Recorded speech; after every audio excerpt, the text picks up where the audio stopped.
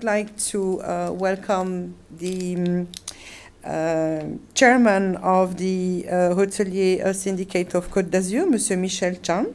So I will just like to focus on 2 points. One of them was partially covered with our friend from TripAdvisor, and the other one is very, very quickly what we did to try to entice hotels to get into some sort of labelization or some sort of environmental policies. When I say we, as was mentioned, I am the president of the local hotels association. I'm also part of the Chamber of Commerce here, and we started about 6-7 years ago to think what can we do, how can we get people to get into this sort of story. Again, the French are not very good on environment. It's only something fairly new. We're not as good as our German friends or our Scandinavian friends, so it was really something a little bit new. The first process was to say, what label are we going to push? And initially we hoped to be able to push one label, to say all the hotels around here are either Green Globe or European Eco Label or whatever. But then we realized it was very difficult, because in our hotels there are some who belongs to chains, and these chains have a policy to be Green Globe or to be European Eco Label, and we just couldn't put it. Hi, I'm Fiona from Travel Life. I'm one of those other labels. I'm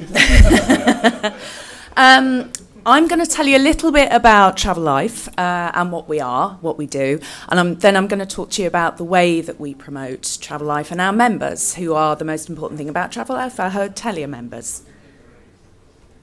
So, we are an internationally recognised sustainability certification scheme for hotels and accommodations, for big hotels, for small hotels, for micro hotels. We reach across the spectrum. We offer a step-by-step process for implementing a sustainability programme within a property, which if the hotelier who's being audited achieves all the requirements of the Travel Life standard, then they'll achieve a certification award, which you'll see in the corner there. We cover the whole spectrum of sustainability rather than just environment eco.